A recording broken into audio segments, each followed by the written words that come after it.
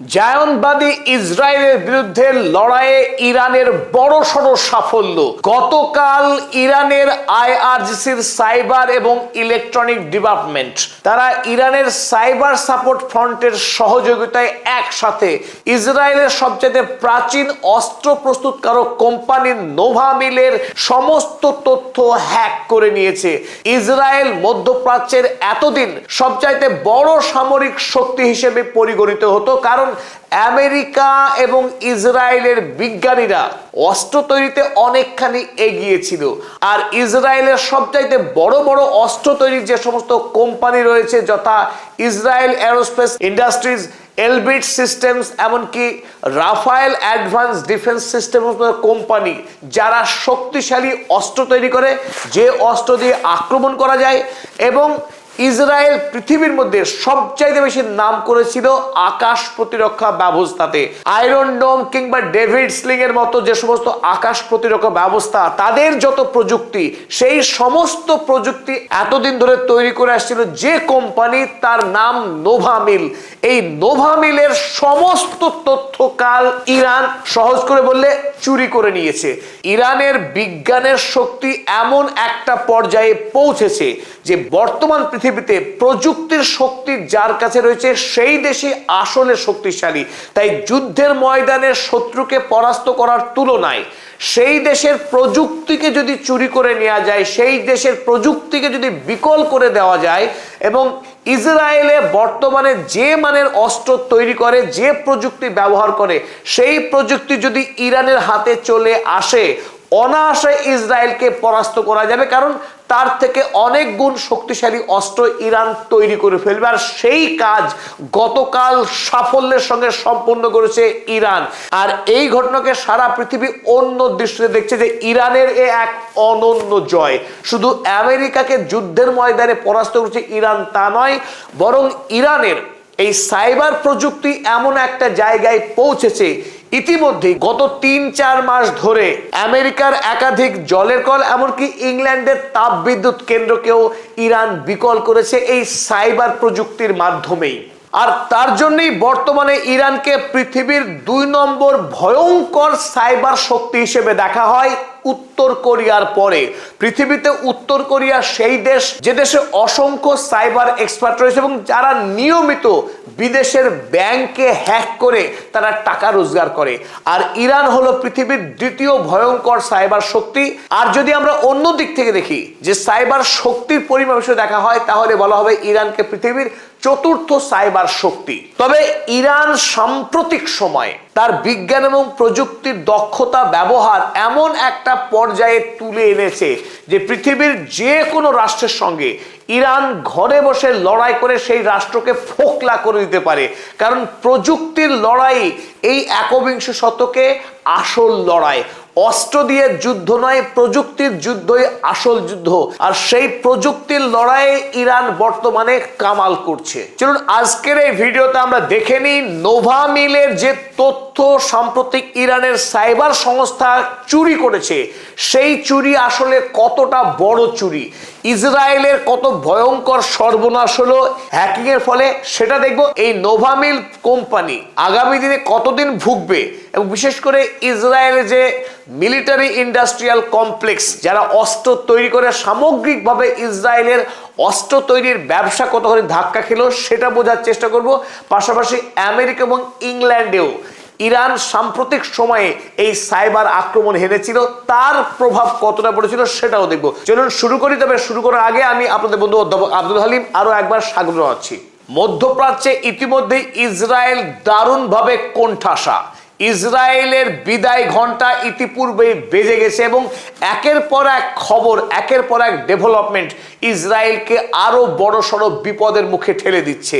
মক্কা সামরিক জোট তৈরি হবার পর ইসরায়েল যখন মারাত্মক চাপে, তখন ইরান ইসরায়েলের উপরে এক নতুন ভয়ঙ্কর আক্রমণ হানলো।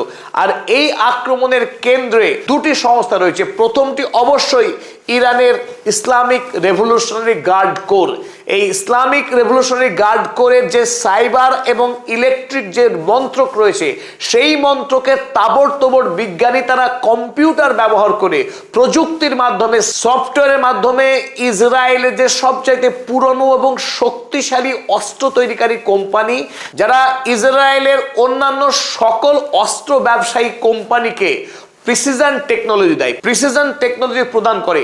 এই প্রিসিশন টেকনোলজির অর্থ হচ্ছে এই যে কোনো সামরিক অস্ত্র কোথায় আক্রমণ করবে, কখন আক্রমণ করবে, কিভাবে আক্রমণ করবে, তার যাবতীয় প্রযুক্তির সরবরাহ করে। সেই প্রিসিশন টেকনোলজি সহ নাইট ভিশন টেকনোলজি এবং থার্মাল ক্যামেরা টেকনোলজি, আধুনিক পৃথিবীর যে সমস্ত প্রযুক্তি অস্ত্রকে শক্তিশালী বানিয়েছে তার সমস্তটাই তৈরি করে এই নোভামিল কোম্পানি।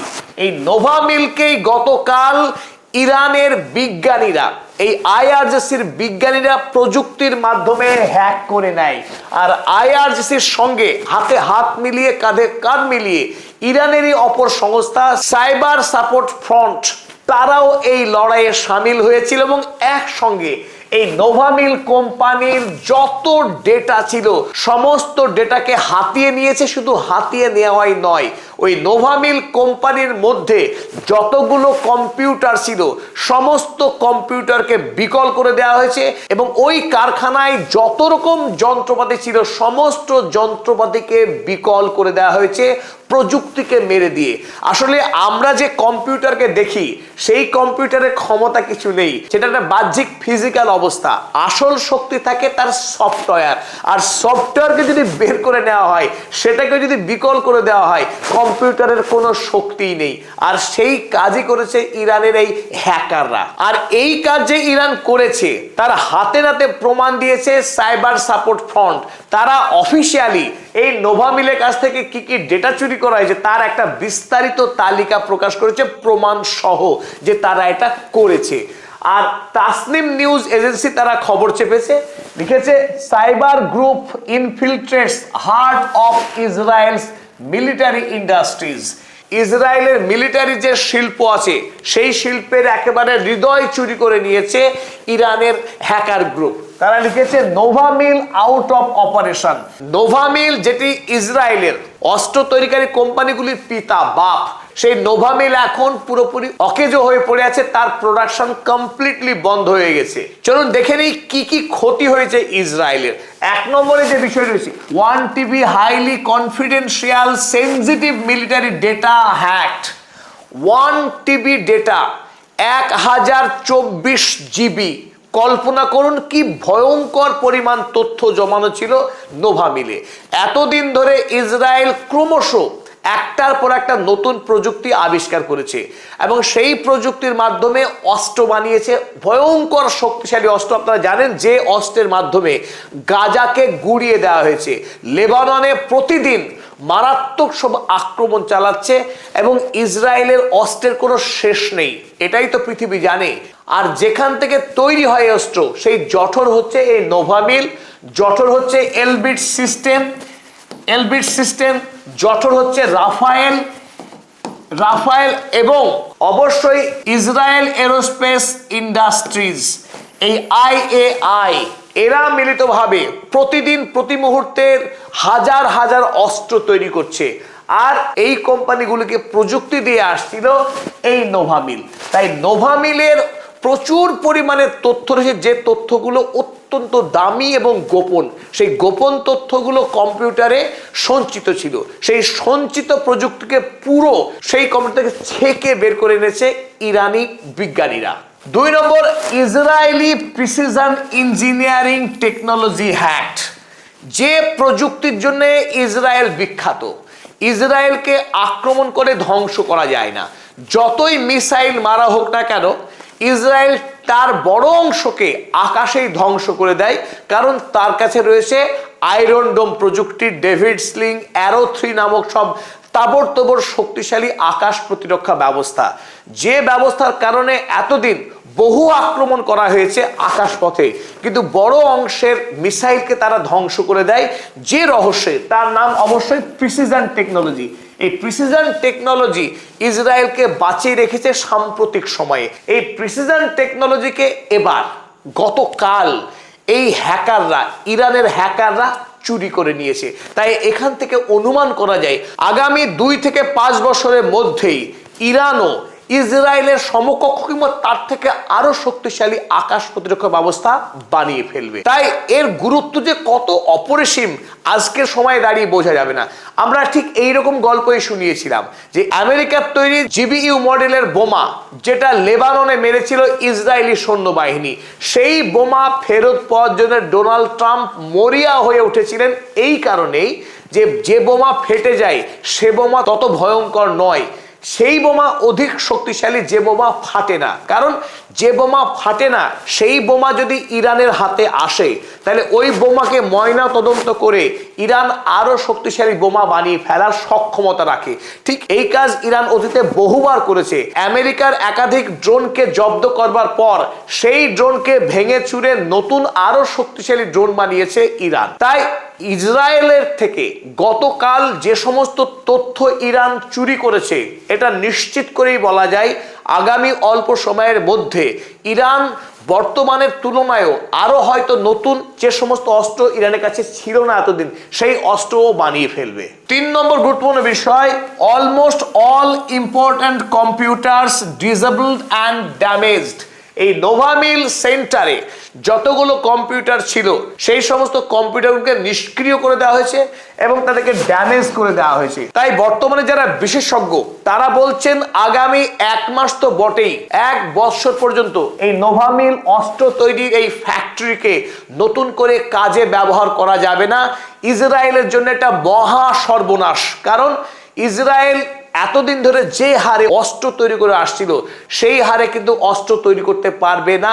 বেশ খানিকটা বেগ পেতে হবে ইসরায়েলকে। এবং তার থেকেও যেটা বড় কথা, ইসরায়েলের যেটা বড় ভয়, তাদের প্রযুক্তি ফাঁস হয়ে গেছে ইরানের কাছে। তাদের সবচাইতে বড় শত্রু, সেই শত্রুর কাছে এখন ইসরায়েলের গোপন সমস্ত তথ্য জমা পড়ে গেছে। তাই আগামী দিনে ইসরায়েলের জন্য অতি ভয়ঙ্কর, অতি বড় বিপদ অপেক্ষা করছে।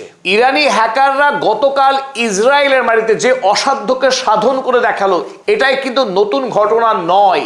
আমেরিকা যুক্তরাষ্ট্র যখন ইরানের উপরে অন্যায় যুদ্ধ শুরু করলো, একটার পর একটা জলাধারে আক্রমণ করে ইরানের মানুষকে জল সংকটে ফেলার যে ঘৃণ্য কাজ করেছিল সেই কাজের জবাব কিন্তু ইরানও দিয়েছে। ইরানের হ্যাকার গ্রুপ আমেরিকার 50টা রাজ্যের মধ্যে 10টা রাজ্যে অন্তত 120টারও বেশি সাইবার আক্রমণ করেছে, যেখানে ইরানের হান্ডালা হ্যাকার গ্রুপ থেকে শুরু করে আইআরজিসির যারা হ্যাকার গ্রুপ তারা যৌথভাবে কাজ করেছে। তবে তার মধ্যে সব থেকে উল্লেখযোগ্য মিনেসোটার 30 থেকে 36টা মিউনিসিপ্যালিটির যে জলের লাইন, সেই জলের লাইনকে পুরো বিধ্বস্ত করে দিয়েছিল ইরানের এই হ্যাকার গ্রুপ। বর্তমান আধুনিক সময়ে যে জল সরবরাহ ব্যবস্থা সেটাও প্রযুক্তি কেন্দ্রিক, আর দেশ যেহেতু আমেরিকা সেখানে সবটাই চলে প্রযুক্তির মাধ্যমে, সফটওয়্যারের মাধ্যমে। তাই ইরান আমেরিকার এই জঘন্য আক্রমণের প্রতিশোধ নেওয়ার জন্যে মিনেসোটার যে জল সরবরাহ ব্যবস্থা সেই ব্যবস্থাকে পুরোপুরি বানচাল করে দিয়েছিল এবং লম্বা সময়ের জন্য আমেরিকার এই জর্জিয়া প্রদেশের মানুষ তারা জল সংকটের তীব্র সমস্যায় পড়েছিল। শুধু মিনেসোটাই নয়, জর্জিয়া এবং নিউ জার্সি এই দুটি প্রদেশের কয়েকটি এলাকায় জল সরবরাহ ব্যবস্থাকে পুরোপুরি ইরানের হ্যাকাররা নিয়ন্ত্রণ করেছিল লম্বা সময়ের জন্য। আমেরিকা কোনোভাবেই এই জল সরবরাহ ব্যবস্থাকে নিয়ন্ত্রণ করতে পারেনি, মেরামত করতেও পারেনি। লম্বা সময় ভোগার পরই আমেরিকা নিয়ন্ত্রণ করতে পেরেছিল। তাছাড়াও আপনারা দেখছেন একাধিক প্রদেশ, California, Oregon, Utah, South Dakota, Arkansas, Alabama, একাধিক প্রদেশে ইরানের হ্যাকার গ্রুপ একটার পর একটা জল ব্যবস্থাকে পুরোপুরি বিধ্বস্ত করে দিয়েছিল। তবে আরো একটি প্রদেশ উল্লেখ করতেই হয় যার নাম মিশিগান। এই মিশিগান, যেখানে আব্দুল আল সায়েদ মনোনীত হয়েছেন ডেমোক্রেটিক দলের প্রাইমারি নির্বাচনে, সেই মিশিগান এলাকায় 9টি বড় বড় জলের প্রকল্পকে পুরোপুরি নিয়ন্ত্রণ করে ইরান। জল শোধনকারী যে সমস্ত কেমিক্যাল তাকে জলের সঙ্গে মিশিয়ে দিয়ে জলকে ব্যবহারের অযোগ্য করে দেয় এবং এই ব্যবস্থাকে ঠিক করতে আমেরিকাকে যথেষ্ট বেগ পেতে হয় এবং সাধারণ মানুষ ডোনাল্ড ট্রাম্পের বিরুদ্ধে ক্ষেপে ওঠে এই ইরানে অন্যায় যুদ্ধ শুরু করবার জন্যে। তাই কেবলমাত্র ড্রোন এবং মিসাইল নয়, এর পাশাপাশি প্রযুক্তির যুদ্ধ, এই প্রযুক্তির যুদ্ধেও ইরান আমেরিকাকে ঘাটে ঘোল খাইয়ে ছেড়েছে। ইরানের হ্যাকারদের যে কি ক্ষমতা তার আরো একটা নমুনা আপনাদের দেখায়। আমরা দেখালাম এশিয়াতে, দেখালাম আমেরিকার মাটিতে কি ক্ষমতা তাদের, ইউরোপের মাটিতেও সমানভাবে দক্ষতার সঙ্গে কাজ করতে পারে ইরানের হ্যাকাররা। গত মাসে অর্থাৎ জুলাই মাসে ইংল্যান্ডের একটি পাওয়ার প্ল্যান্টকে হ্যাক করে নিয়েছিল ইরানের হ্যাকাররা, আর তখনই এই পাওয়ার প্ল্যান্ট পুরোপুরি বন্ধ হয়ে যায়। 1 মাস অতিক্রান্ত হয়েছে, এখনো পর্যন্ত ইংল্যান্ডের ওই পাওয়ার প্ল্যান্ট বিদ্যুৎ উৎপাদন করতে সক্ষম হয়নি, এখনো বন্ধ হয়েই পড়ে রয়েছে।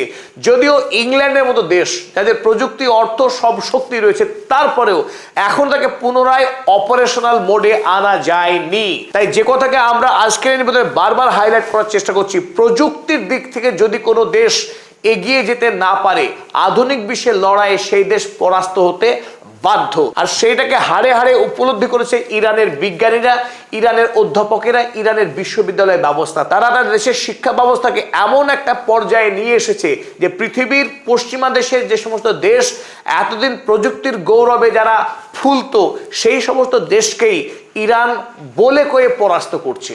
এতক্ষণ ধরে আমাদের এই নিবেদন দেখার জন্য প্রত্যেক দর্শককে জানাই ধন্যবাদ এবং কৃতজ্ঞতা।